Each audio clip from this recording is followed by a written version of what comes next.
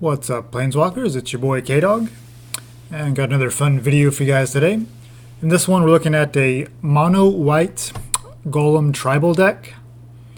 Probably not something you've thought about or seen play. Well, I've been playing it since the last set came out, and it was a blue-white variant, which did pretty decent for me. But playing it again, and after this new set came out, it just didn't seem as good, so I decided to streamline it and just make it mono white. And so that's what we're going to be playing today. And just to go over the deck real quick, we got 4 Ginger Boots because it is a food golem, and the 1/1 haste is pretty sweet. And then also the activated ability of making it unblockable for the most part is also pretty powerful with some of the other spells that you're going to see, such as Shadow Spear and All That Glitters. We're only running a 2 of, just because obviously losing your creature in response to it is pretty bad. That's why we're kind of more focusing on the equipment to buff up our creatures, because obviously golems aren't very powerful creatures. The Ginger Boot is really the only good one. We are running the Cavalier of Dawn, but that's not actually a golem, though it does make golems. 3/3 golems when you destroy non-land permanent as it enters, so that can be your opponent's side. So if they have something you want to get rid of, a enchantment, planeswalker, whatever the case may be, you can get rid of that and give them a 3/3 golem. And the great thing about this in our deck is you can make your own creatures or permanents into 3/3 golems. So, for example, the Shadow Spear is legendary. So if you happen to draw both of them, you could make the first one turn into a 3/3 golem, and then play out your second one from your hand. You can do that for your Prismite, which is just a 2/1 golem, so you're upgrading it. We also have the there it is, Master Splicer, which is our Golem Lord. It itself is just a 1/1, but it makes a 3/3 when it enters the battlefield, and all your golems get +1/+1. So if you have multiples of these guys out, then you can always Cavalier, kill one of your Master Splicers and turn it into a 3/3, and you still have another Master Splicer out to buff all of your other golems. So getting back to the 2-drop slot, we have 3 Glass Caskets, because we are kind of a tribal aggro mid-rangey deck. We don't always get off to the fastest start, so having some early removal and interaction is really great. So the Prismites is just a 2/1 for 2. The activated ability is not relevant. It's not good. We do have 3 Banishing Lights just for some more removal. This is a card I've actually been really impressed by, Mace of the Valiant. So we don't have a bunch of like tokens and things like that outside of the Master Splicer, but we do have just enough creatures to get a bunch of counters on this, and then so when we go to equip it, we can get a decent sized creature out of it. And Mace of Valiant with Shadow Spear and Cavalier of Dawn has just won me a bunch of games, just those 3 cards. So definitely like having that card in here. Filling out a 3-drop slot, we have 4 Hengewalkers, which is 2/2 for 3, but Adamant means if you spend 3 white mana, it comes in as a 3/3. So pretty mediocre, but you know, like I said, the golems just aren't very good. We have Elspeth, just as a way to buff up our golems when we go to combat. We can also make tokens, which will trigger the Mace of the Valiant, and also just give us some chump blockers if we're a little behind and we need to give ourselves a breathing room to catch up. So obviously we're running the full play set of Master Splicers, and then 4 Cavalier of Dawn, just because it's been such a good card for me in this deck. So because our curve is a little bit high here, we're running a full 25 lands. So just 22 planes and 3 Idyllic Grange. So if you have 3 or more other planes already down, then you get to put a +1 counter on one of your creatures. And it itself is a plane, so once you get one of these down, if you draw into more of them, that's perfectly fine. our sideboard. So we need to try to keep our creatures alive against those removal heavy decks because our creatures are so vulnerable. We're going to run 3 Gods Willing. Also 4 Hushbringers. Can easily fit into our 2-drop creature slot. There's just a lot of ETB triggers in Standard right now, and so this is just a super powerful card to shut those decks down. Against the aggro matchups, since we're pretty vulnerable, we're going to run 2 Birth of Meletis, just because it puts in so much work against those aggro decks by ramping you, essentially. The Plains doesn't come into play, but just getting it out of your deck and knowing you have it in hand, so you can continue playing on curve is super helpful. Having a 0/4 blocker down against creature-based decks is pretty powerful, and then the gaining life is also pretty beneficial. And we have 2 Gideon Blackblades against those control sweeper heavy decks. This card is just so good because it dodges all of their sweepers, and then you still get to attack in with a 4/4 turn after turn. And we're running 3 Shadow the Skies because we can easily get run over by aggro decks because our creatures just don't trade very well at all since they are so underpowered.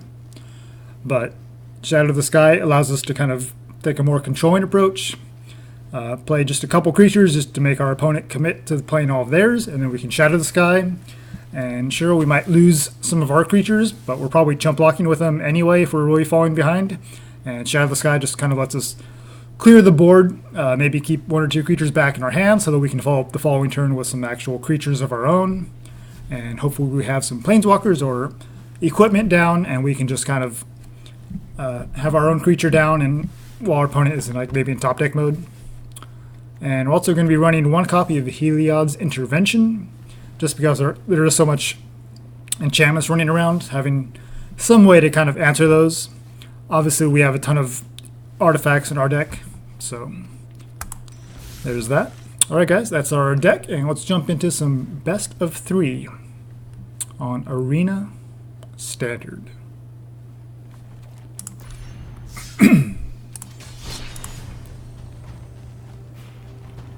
There we go, my precious.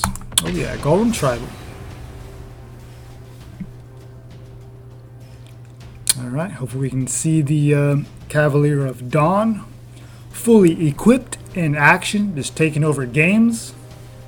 Because, man, that's so cool. Just turn your 4/6 into like a 10/14, I guess 10/12 life-linking trampler with vigilance.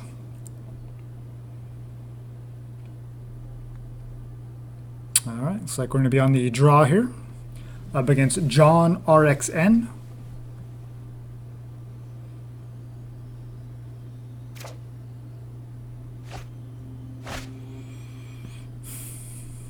Well, we do have our Cavaliers. We have the Banishing Light and 3 lands. It's not very ideal having any creatures until turn 5, but as long as our opponent gets off to a slow start, we do have the Banishing Light for removal. Otherwise we can just get this mace down on turn 3, and hopefully we can draw into something in these first couple draw steps. Okay. So our opponent potentially on Jeskai or Grixis. Alright, so we definitely have the idyllic range on 4, so we're going to save that and hope we can draw into a creature sooner. And that way we can get the counter on one of our creatures.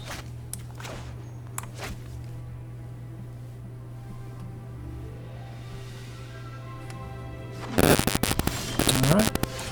Our opponent on Grixis control looks like, taking their sweet time, trying to figure out what they're going to do.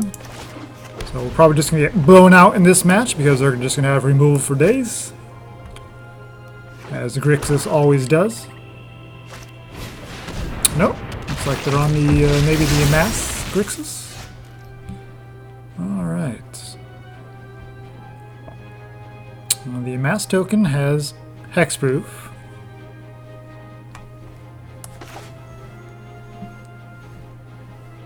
Question is, are we going to mace this turn and Elspeth next turn, or do we want to deal with this Gleaming Overseer. I think we're going to take our chances that we can get Elspeth down, make a couple 1/1s, kind of chump block, and then we'll be able to get our Cavalier down the following turn.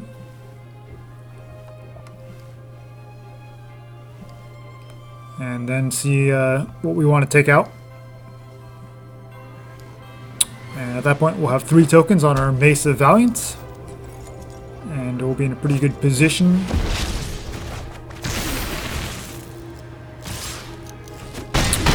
Alright, Callous Dismissal. That makes sense. Alright, so the 2/2 does have Menace because of the Gleaming Overseer.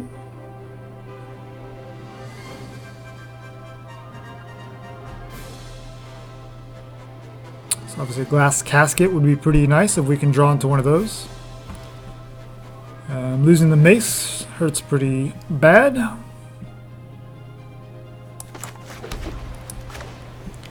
mean, Elspeth doesn't really do a whole lot here now with our Mace in hand. So maybe we're just Banishing Light on those Overseers so we can remove the Hexproof off the token. And if we do find a Glass Casket, then we can get rid of their Amass token. But obviously they're going to have more ways to amass and keep going, but we do want to keep it under control, especially if they have something like Dreadhorde Invasion, which I don't know why you wouldn't be playing that in an amass deck.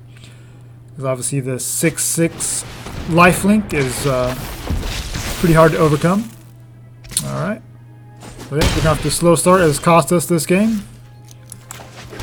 But we're going to stick to the plan of Cavalier on turn 5. And again, just get rid of the Overseer because we can't target the Amass token, and obviously we're not going to target our own Banishing Light. So we can play another Cavalier next turn and turn their 3/3 Golem into another 3/3 Golem. We can get rid of their Amass token and give them 2 3/3 Golems, but that doesn't seem very good either.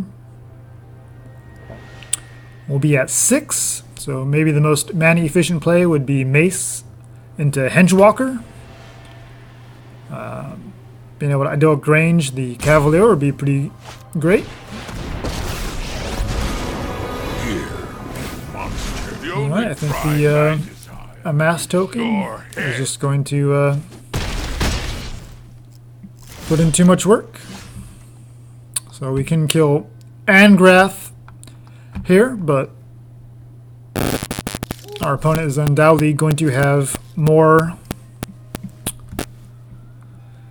removal. We can Cavalier the Golem.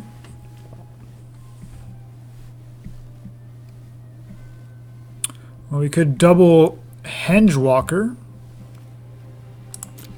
That might be our best line of play.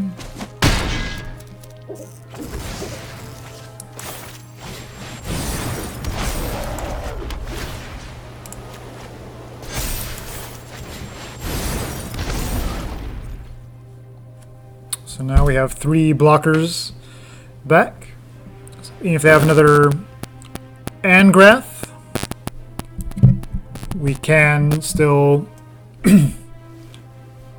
block the Amass token and just take the 3 from the Golem. But our opponent's at 20. We've put 0 pressure on them. We're all the way down to 6. They're in Grixis. They're going to have removal for days. So we'll see. We could Elspeth just to gain some life maybe next turn. I mean, gaining 5 life going back to 11 is probably worth it at this point.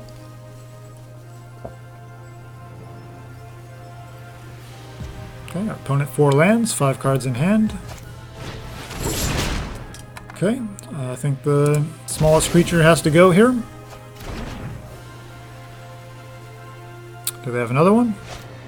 Nope. Okay. If they attack both, we'll definitely double block the token.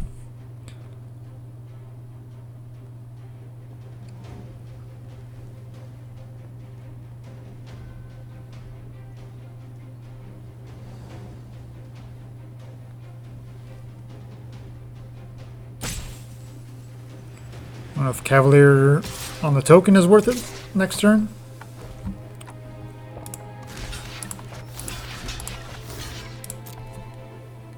And kill either one. If they do, we do get a creature back. If they kill our Cavalier, we do get a Henge back onto the field. Didn't have Adamant, so it'll just come in as a 2/2 though. Okay.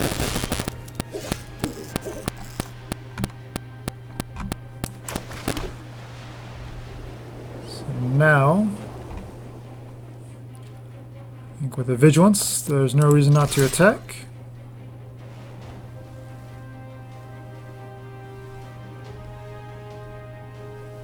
And I think we Elspeth and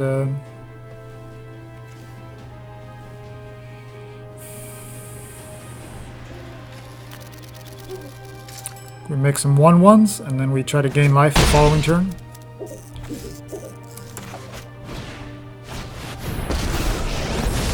Oh, discounted the mana. We do have enough to play both.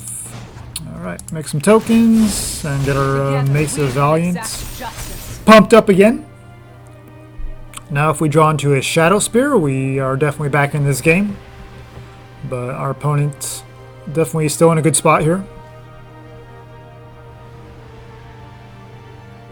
We are holding on to a Cavalier of Dawn for some follow-up removal of ourself. Obviously we still have more Banishing Lights and Glass Caskets.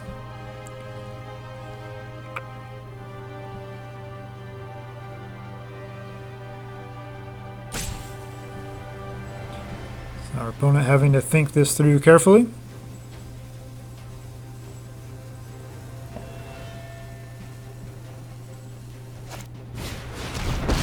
Okay.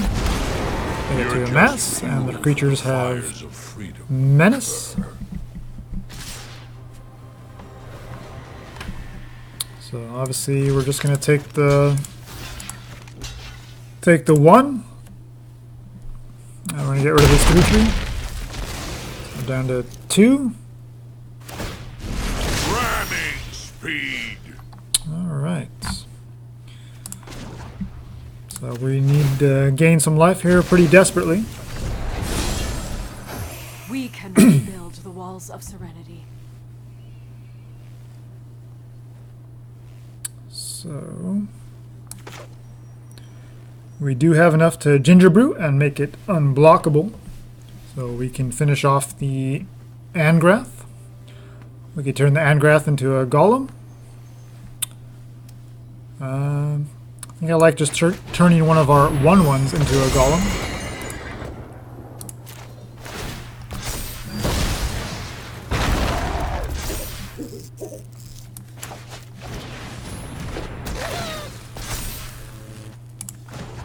Activate the ability.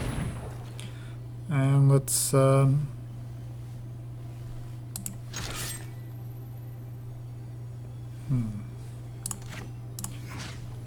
hold the 1/1 soldier token back for jump blocks. See what other removal, or if they have another Angrath. And we need as many creatures back on blocks as possible.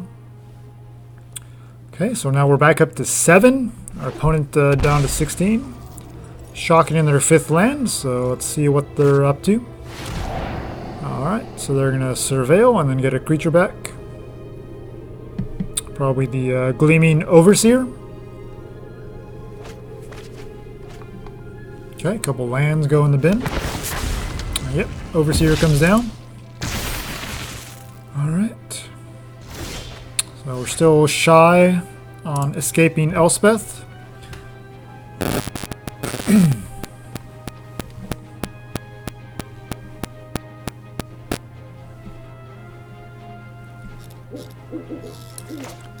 So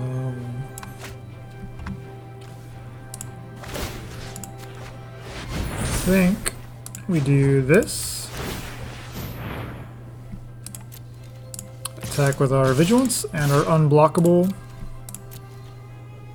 Ginger Brute. So that's 14 damage coming their way, and they're going to chump one of the Cavaliers down to 4. And do we want to move our Mace around?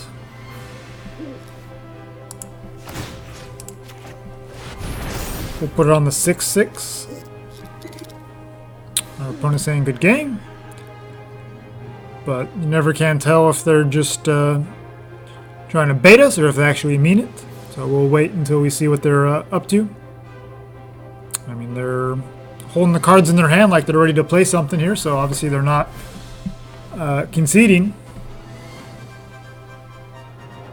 I'm not going to say a good game back to them until I know what's going on.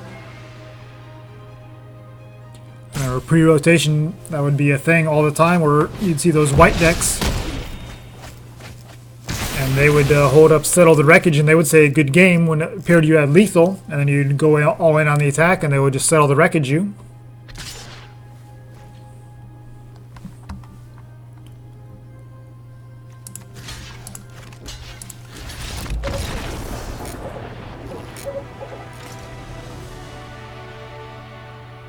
Okay, definitely was not game over there, was it? Well, let's see, 7. Yeah, I guess they'd only kill one of our creatures, and we'd have the lethal on the crackback. So yeah, I guess that was lethal on our part. We just had to double block there, dude. Okay, so they were pretty wide. Banishing Lights actually did not feel great there.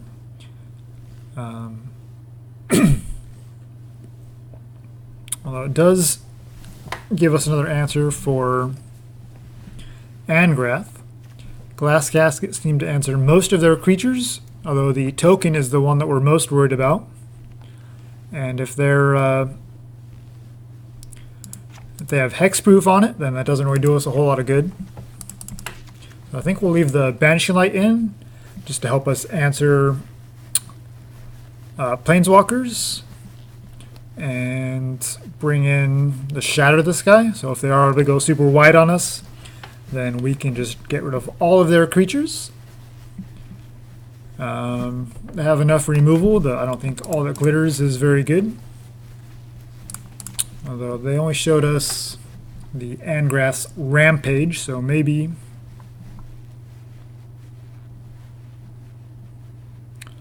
Hushbringer does shut down their Amass from the creatures, so that might be worth bringing in. We didn't see a ton of sweepers, so I don't know that we need Giddy in here. And God's Willing doesn't protect us from Angrath's Rampage, so I think we're going to run it like that. The Shadow Spear can definitely help on the trample and life gain if we get off to a slow start, especially if we're playing a more controlling style, holding up the Shadow of the Sky.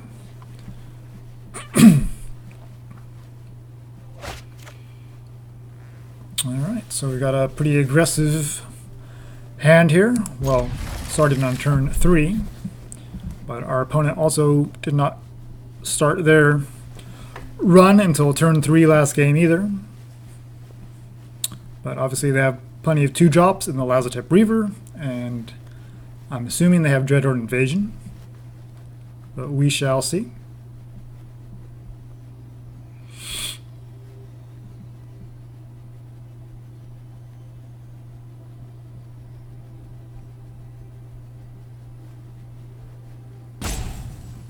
Okay, our opponent taking their time here.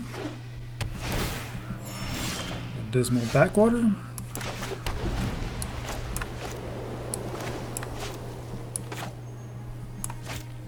I think we'd like to lead on the Mace of the Valiant again.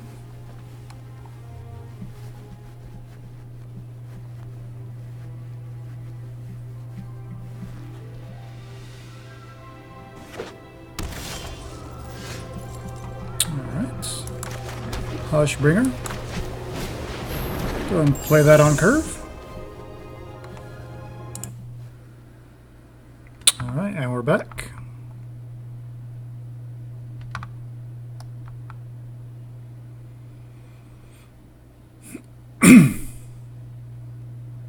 And our opponent, Lazotep Plating. Alright, I guess that does give them some protection from our Cavalier. And Banishing Light. So the Menace getting through.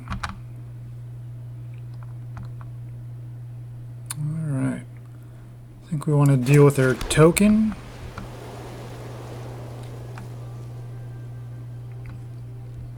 So they can amass with Angrath, but then Angrath will die because the -2.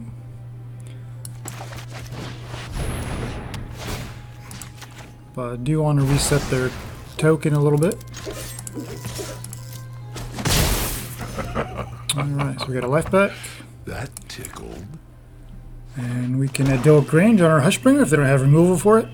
And start getting some life back.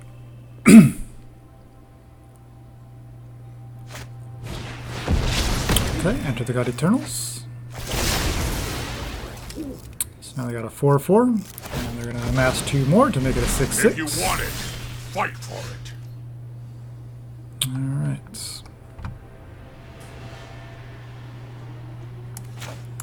So you Ginger Brute. You give it a counter. And then we're going to Banishing Light. We have 6/6. If they have another Dreadhorde Invasion in hand, it's just going to be too much for us to overcome with that lifelink.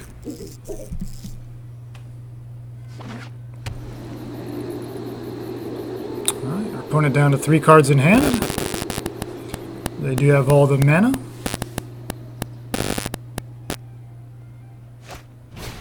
Okay, there's the invasion. If we draw a land, I think I will absolutely turn that into a Golem.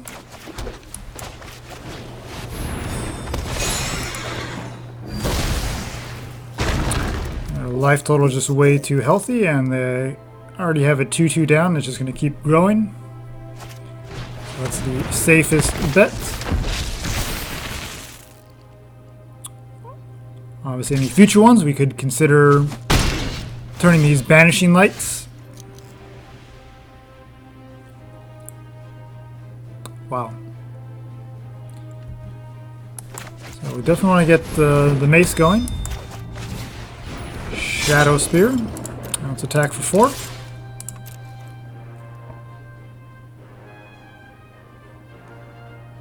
Next turn, we'll definitely want to equip this Shadow Spear and try to get some life going. So depending on whether we draw a land or not, will dictate which creature we go with.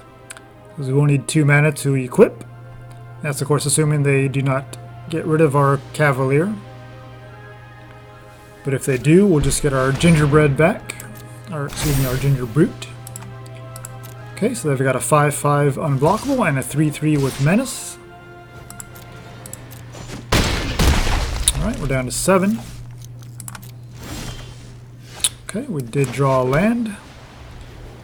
So I think we equip. And the mace doesn't have any counters, so I don't think there's any reason to equip that. We just need to get some more creatures going.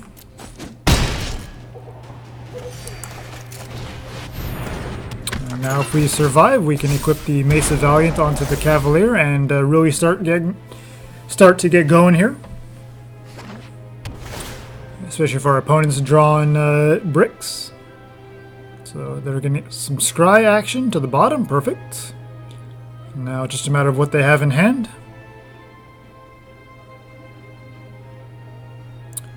Actually, have not shown us any targeted removal. We've seen Widespread Brutality as their sweeper. And we've seen Angrath's Rampage as their only hard removal. We did see a Callous Dismissal earlier, but if they have Widespread Brutality here, that's pretty bad, but I think we'll just say no blocks. I think they're just trying to bait us into something here.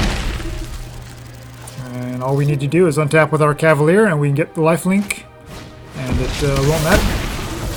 So our Cavalier survives, perfect. So yeah, we'll put another counter on it. Equip our Cavalier. And now it's 8/10, lifelink, trample coming at you. And they're just having a 5/5 with no cards in hand. So top deck mode for our opponent. Bolus. Okay. Our opponent is down to 6. If they kill our Cavalier, we'll get a creature back, and we'll have mana open to equip. So we can get our Ginger Brute down. Finish off Bolus.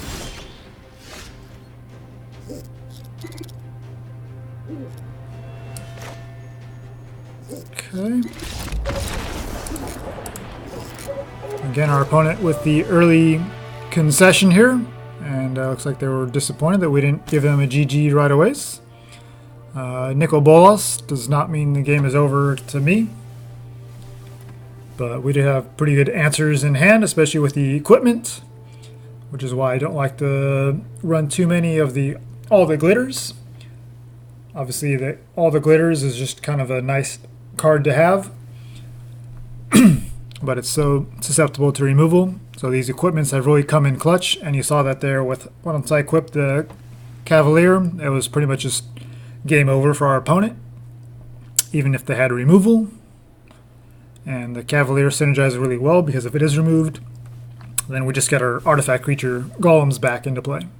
Well, to our hand, and then eventually back into play. So there you have it, guys. Mono white golem tribal.